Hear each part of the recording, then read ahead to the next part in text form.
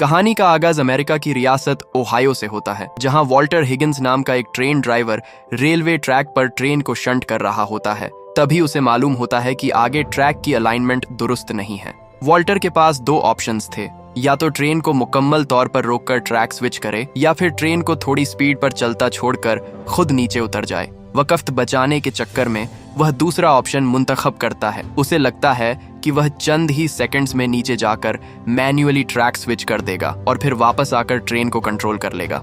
लेकिन यही फैसला उसकी सबसे बड़ी गलती साबित हो जाता है। वॉल्टर कैबिन से उतरते वक्त गियर को स्लाइडिंग पोजीशन में डाल देता है, लेकिन गियर पूरी तरह लॉक नहीं हुआ होता। जैसे ही वह नीचे उतरता है, गियर स्लिप होकर फॉरवर्ड मोड में चला जाता है और ट्रेन नंबर 777 आहिस्ता आहिस्ता आगे बढ़ना शुरू कर देती है। वॉल्टर को इब्तिदा में लगता है कि वह इसे आसानी से रोक लेगा, लेकिन चंद ही सेकंड्स में ट्रेन की स्पीड बढ़ने लगती है। वह दौड़ते हुए स्विच बदलने की कोशिश करता है और किसी तरह ट्रेन के हैंडल तक पहुंच भी जाता है, लेकिन उसकी सांस बुरी तरह फूल चुकी होती है। वह एक मर्तबा ट्रेन पर चढ़ने की कोशिश करता है, लेकिन उसका हाथ फिसल जाता है और वह नीचे जा गिरता है। अब 29 डिब्बों और तकरीबन 13,000 टन वजन पर मुश्तमिल ट्रेन नंबर 777 बिना किसी ड्राइवर के रेलवे ट्रैक पर तेजी से आगे बढ़ रही थी। वॉल्टर फौरन ट्रेन डिस्पैच ऑफिस पहुंचता है और अपने सीनियर को पूरी सूरत हाल बता देता है। उसे अंदाजा होता है कि ट्रेन इस वक्त ज्यादा से ज्यादा 20 किलोमीटर फी घंटा की स्पीड से चल रही होगी, इसीलिए सीनियर भी इब्तिदा में इसे कोई बहुत बड़ा खतरा नहीं समझता। वह एक दूसरी गाड़ी को ट्रेन के पीछे भेज देता है, लेकिन कुछ फासले तक जाने के बाद उन्हें अंदाजा हो जाता है कि सूरत हाल उनकी तवक्को से कहीं ज्यादा सीरियस है। ट्रेन नंबर 777 लगातार अपनी स्पीड बढ़ा रही थी और उसका पीछा करने वाली गाड़ी किसी भी तरह उसे पकड़ने में कामयाब नहीं हो रही थी। इसी दौरान डिस्पैच रूम में एक और शॉकिंग खबर पहुंचती है कि इसी ट्रैक पर सामने से एक टूरिस्ट ट्रेन आ रही थी, जिसमें तकरीबन 150 बच्चे सवार थे। अब दोनों ट्रेनें एक दूसरे की जानिब बढ़ रही थीं और अगर फौरन कुछ न किया जाता तो थोड़ी ही देर में दोनों के दरमियान बराह रास्त टक्कर होने वाली थी।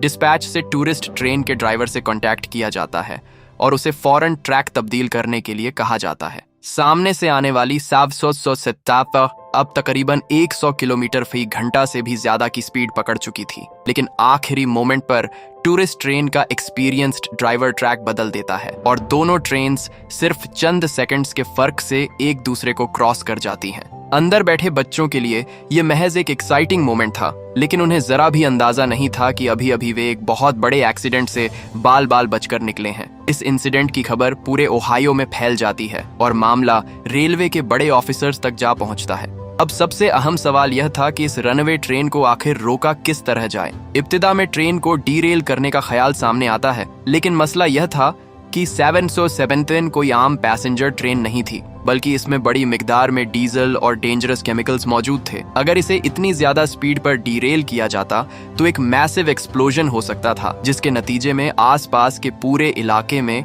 शदीद तबाही फैलने का अंदेशा था। इसी वजह से अथॉरिटीज ऐसा तरीका तलाश कर रही थीं जिससे ट्रेन को रोका भी जा सके और केमिकल डिजास्टर से भी बचा जा सके। इसी मकसद के लिए एक इमरजेंसी प्लान तैयार किया जाता है। प्लान के तहत एक इंजन को ट्रेन के आगे भेजा जाता है ताकि रनअवे ट्रेन उससे टकराए और उसकी स्पीड कम हो सके। इस इंतहाई रिस्की मिशन के लिए एक्सपीरियंस्ड इंजीनियर जेरल्ड मिचेल का इंतखाब किया जाता है। जेरल्ड जानता था कि यह काम उसकी जान भी ले सकता है, लेकिन इसके बावजूद वह पीछे हटने से इनकार कर देता है। 777 से कई मर्तबा टकराने के बाद उसकी स्पीड कुछ कम होती है और तकरीबन 60 किलोमीटर फी घंटा तक आ जाती है, लेकिन ट्रेन अब भी कंट्रोल से बाहर थी। इसके बाद हेलीकॉप्टर की मदद से एक ड्राइवर को चलती हुई ट्रेन के कैबिन में उतारने की कोशिश की जाती है। ड्राइवर जैसे ही कैबिन तक पहुंचता है, उसी वक्त एक और जोरदार कलिजन हो जाती है और वह उछलकर नीचे जा गिरता है। वह बेहोश हो जाता है और यह प्लान भी नाकाम हो जाता है। जेरल्ड इसके बावजूद हिम्मत नहीं हारता।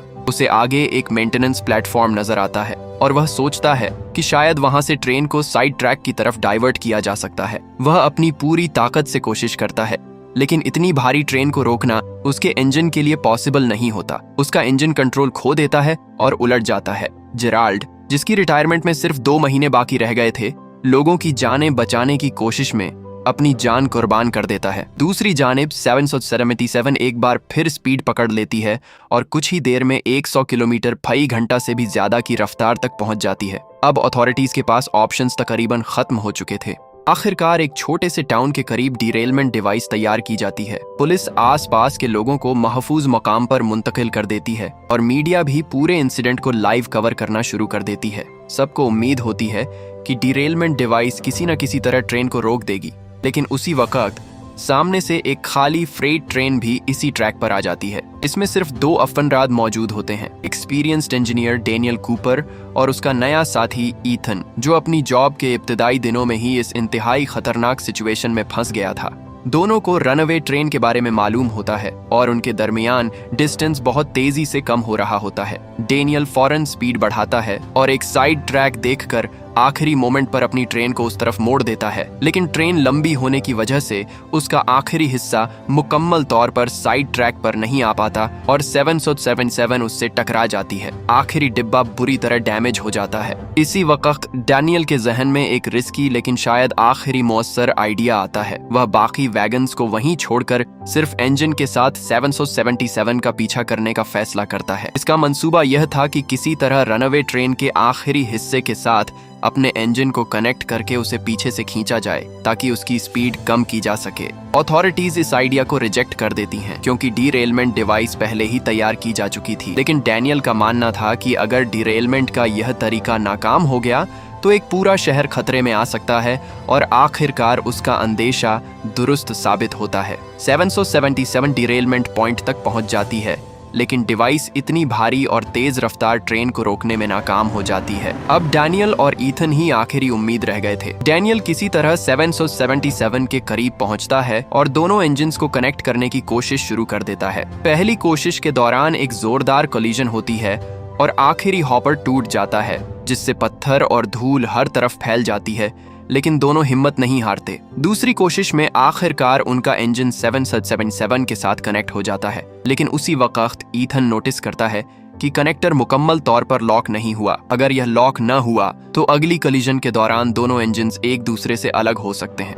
ईथन बगैर कुछ सोचे उड़ते हुए पत्थरों के दरमियान नीचे उतर जाता है और अपने पांव से कनेक्टर को दबाकर लॉक कर देता है। कनेक्टर तो लॉक हो जाता है, लेकिन इसी दौरान उसका पांव फंस जाता है और वह ट्रेन से नीचे गिरने लगता है। चंद सेकंड्स तक वह नजर नहीं आता और कंट्रोल रूम में मौजूद उसकी वाइफ को लगता है कि ईथन की जान जा चुकी है, लेकिन ईथन आखिरी मोमेंट पर एक हैंडल पकड़ लेता है, किसी तरह दोबारा ऊपर आ जाता है। अब दोनों इंजन 777 को खींच रहे थे, लेकिन ट्रेन की स्पीड अब भी तकरीबन 120 किलोमीटर फी घंटा थी और आगे एक खतरनाक कर्व आने वाला था। इस कर्व को इतनी ज्यादा स्पीड पर क्रॉस करना ऑलमोस्ट इम्पॉसिबल था और नीचे फ्यूल टैंक्स भी मौजूद थे। अगर ट्रेन वहां पलट जाती तो एक बहुत बड़ा एक्सप्लोजन हो सकता था। डैनियल पूरी ताकत के साथ इंजन को पुल करता है, लेकिन इतने ज्यादा वैगन्स के सामने सिर्फ एक इंजन की पावर काफी साबित नहीं हो रही थी। इसी वक्त ईथन के जहन में एक आखिरी आइडिया आता है।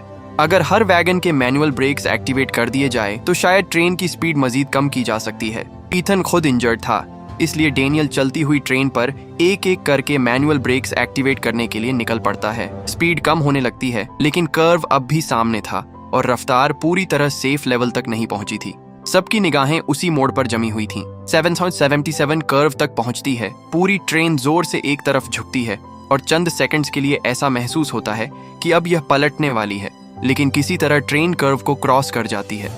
सबको लगता है कि शायद अब खतरा टल गया है, लेकिन उसी वक्त लगातार हीट की वजह से ब्रेकिंग सिस्टम फेल हो जाता है और 777 दोबारा स्पीड पकड़ने लगती है। डैनियल फौरन इंजन कैबिन की तरफ जाने की कोशिश करता है कि आखिरकार कंट्रोल अपने हाथ में लिया जा सके। इन वैगन्स के दरमियान गैप इतना ज्यादा था कि सीधा वहां तक पहुंचना पॉसिबल नहीं था। इसी वक्त एक पिकअप ट्रक ट्रेन के साथ साथ चलती हुई दिखाई देती है। डैनियल ईथन को आवाज देता है और ईथन आखिरी चांस लेते हुए चलती हुई ट्रेन से पिकअप ट्रक में जंप कर जाता है। अब दोनों किसी न किसी तरह आगे बढ़ते हैं और आखिरकार इंजन कैबिन तक पहुंचने में कामयाब हो जाते हैं।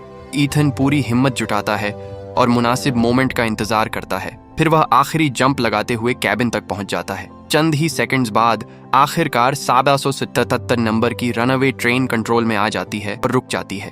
तकरीबन 2 घंटे से ज्यादा वक्त तक बिना किसी ड्राइवर के चलने वाली यह भारी भरकम ट्रेन आखिरकार रुक चुकी थी। बहुत बड़े केमिकल डिजास्टर हजारों लोगों की जानों और पूरे शहर को तबाही से बचा लिया गया था। डैनियल और ईथन की इस बहादुरी और कोशिश ने उस दिन एक बहुत बड़े हादसे को होने से रोक दिया, और इसी के साथ ये कहानी भी यहीं खत्म हो जाती है।